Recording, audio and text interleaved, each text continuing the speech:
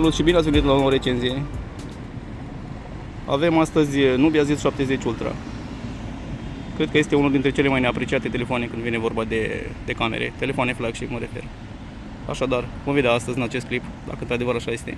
Vom începe direct cu camera principală la o rezoluție de 4K în 30 de frame-uri de secunde pentru a putea face și un zoom. Așadar, vom schimba imediat pe camera ultrawide. Am trecut deja. Hai să dăm până la maxim. Acesta este maxim, este 0.4x. Trecem din nou pe camera principală. Am trecut din nou. Este 1x. Haideți să schimbăm pe camera telefoto. Aceasta este camera telefoto și este un zoom de 2,1x. Haideți să mergem mai departe. Acesta este bărlatul din bărlat, subiect de glume pe TikTok. Ok. Haideți să mergem până la capăt cu zoom-ul. Ok. Acesta este un zoom de 15x. Este maximul la camerei telefoto. La o rezoluție de 4K în 30 de frame-uri pe secundă. Deci nu 60, 30. Ok. Haideți să trecem înapoi.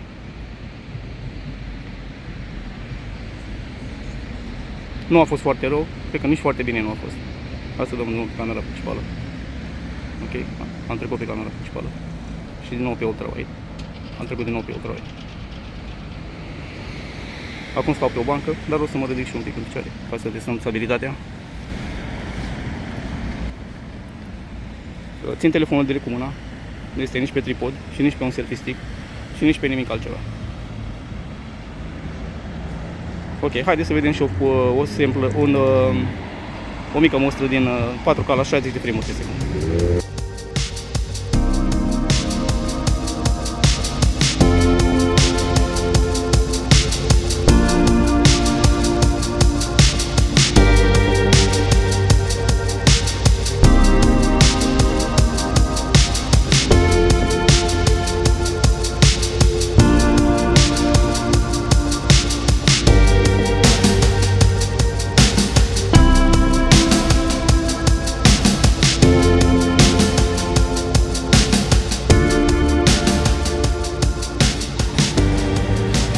Bun, așadar am trecut la 4K în 60 de frame-uri pe secundă. Din punctul meu de vedere, cum am mai spus și în celelalte review-uri, este cel mai stabil mod de a filma și cel mai bun. Okay. Aici este un mic târg, bărlat, de Crăciun, bineînțeles. Este destul de frumos.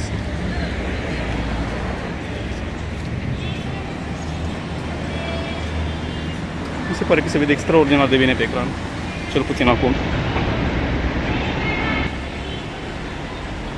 Haideți să vedem și un pic de focus. Ne apropiem de ceva. Focalizare minunată, din punctul meu de vedere.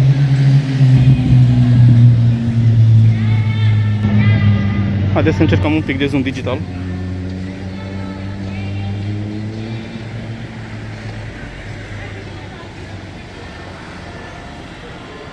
Okay, nu vom merge mai departe, e un zoom de 5,5x. Haideți să dăm înapoi. Ok, 1x. La 4K 60 de frame-uri nu merge, nu intră camera ultrawide. Deci se oprește la camera principală. Bun, haideți să vedem niște poze și să mergem mai departe.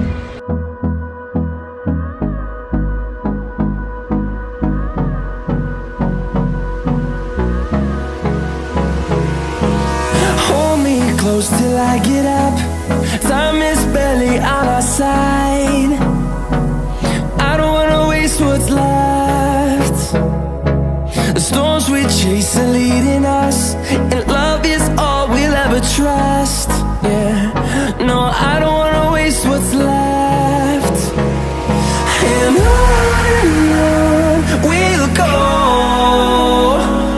through the wastelands, through the highways, till my shadow turns to sun rays. And on we'll go, through the wastelands, through the highways. And on we'll go. Filmăm cu camera principală în 1080p la 60 de frame-uri pe secundă și avem modul stabilitate anti-shake activat. Vreau să zic că arată foarte, foarte bine pe ecran. Pare destul de stabil. Este de ora 3 și este foarte, foarte întuneric afară. 4K la 120 de fps. Bineînțeles că stabilitatea a scăzut groaznic. Ca și la restul telefonelor, bineînțeles. 120 de fps nu e chiar cel mai stabil mod de a filma. Și eu nu recomand nimănui, decât dacă aveți un gimbal destul de bun.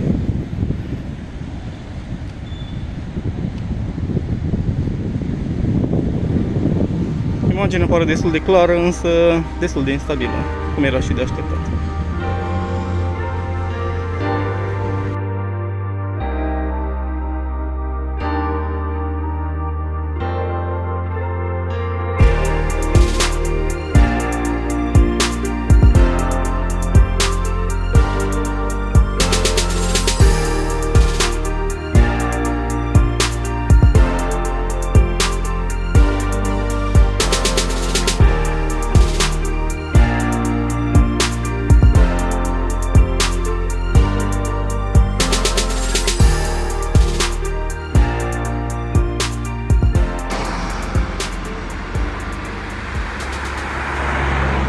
Este din nou o dimineață foarte întunecată. Tot am așteptat să prind o zi cu soare, din păcate aceasta nu vrea să vină sau întârzie să apară. Ce vedeți este camera principală în 4K la 30 de fps cu HDR-ul activat.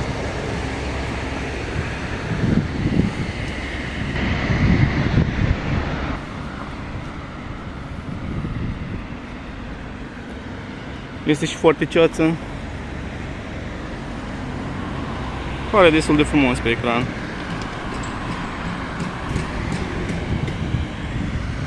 Iar culorile sunt, să spunem, 90% aproape de adevăr. Ce vedeți acum, acest brad este un pic mai închis la culoare. Nu este atât de deschis. Dar diferența nu este una notabilă.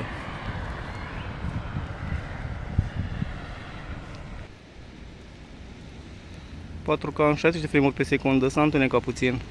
Este trecut de ora 4. Haideți să vă arăt și cerul. Este puțin mai albicios decât ceea ce vedeți acum.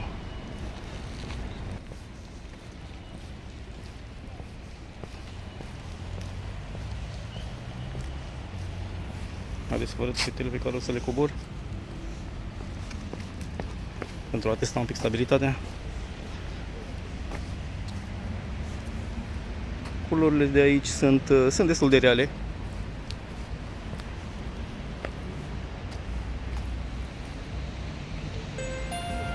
Ok, mergem mai departe.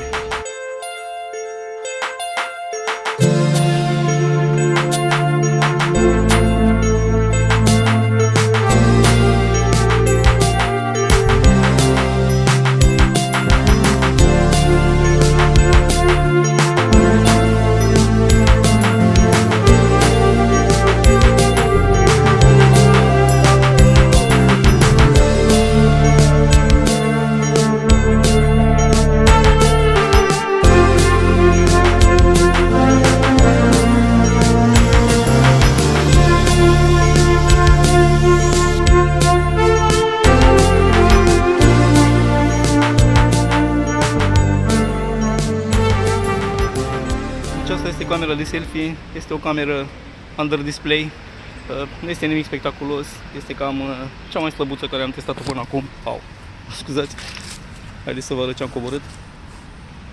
Iar ultima treaptă destul de mare. Ok.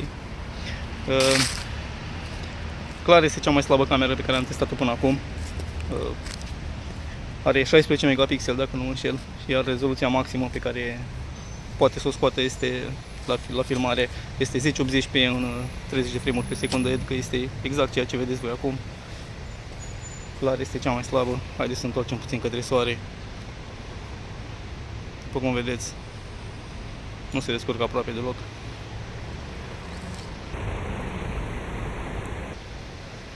Cam asta e tot ce poate să scoate. Haideți să vă arăt și niște selfie.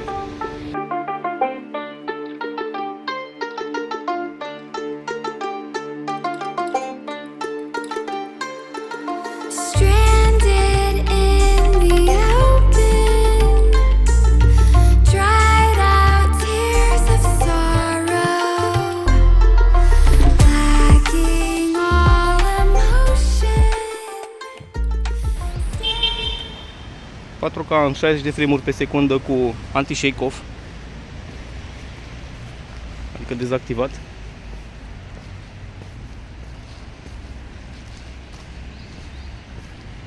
Și eu sunt curios de diferențe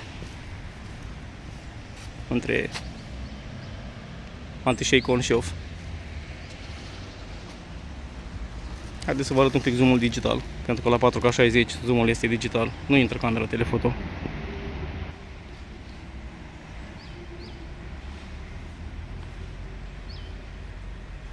Un zoom de 5,3x avem acum, digital. Nu arată cine știe ce e pe ecran. Oricum este camera principală și nu cea telefoto. Haideți să revenim. 1x.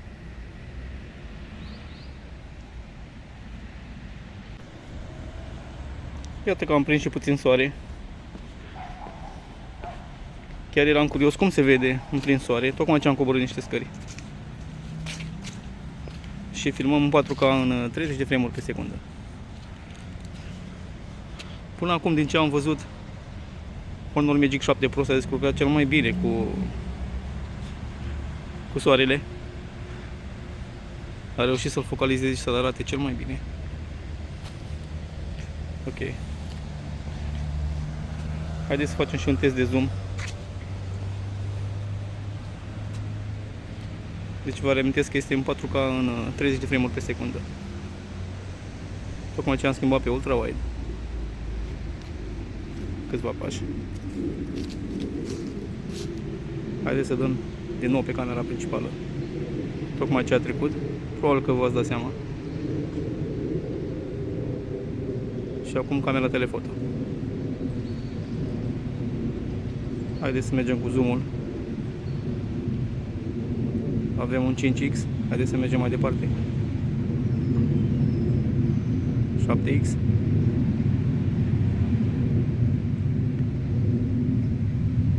10x.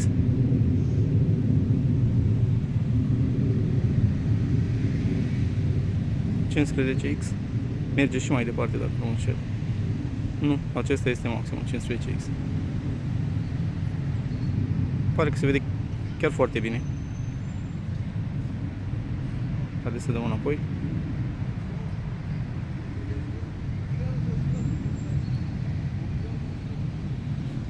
Am trecut deja pe camera principală, iar acum ultra-wide. Ok? Haideți să mergem mai departe.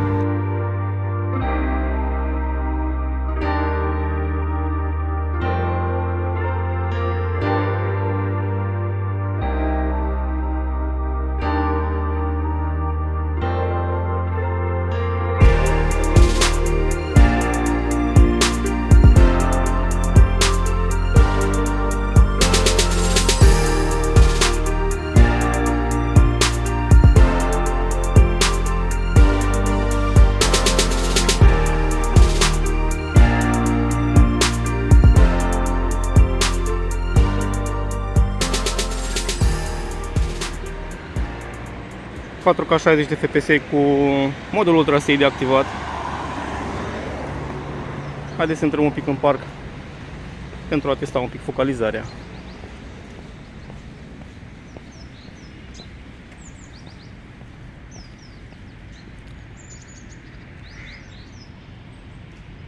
Doare foarte bine.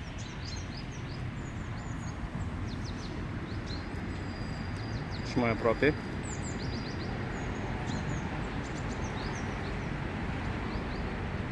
Este ok focalizarea. Este chiar foarte bine.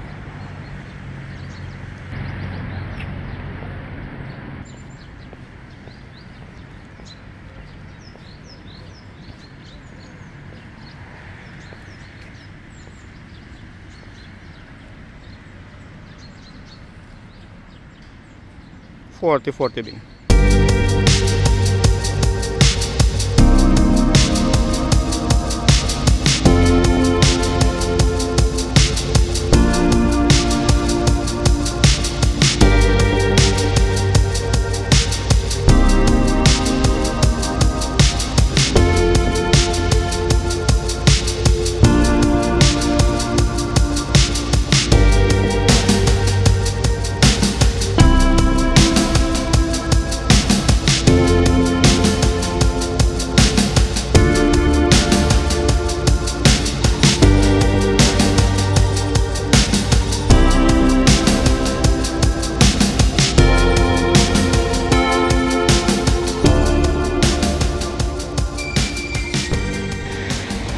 Avem și varianta 8K în 30 de frame-uri pe secundă.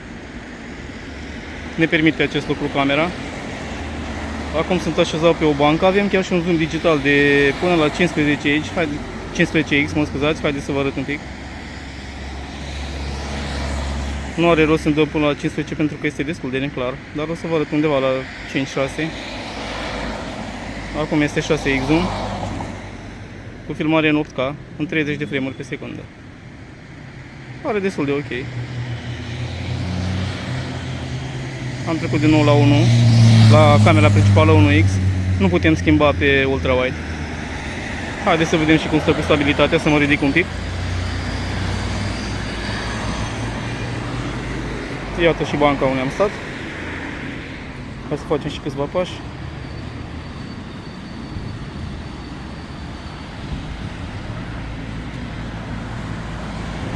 Pare destul de shaky pe ecran. Probabil că așa și este. Din nou, nu se compară cu 4K 60, care este cel mai stabil mod de a filma.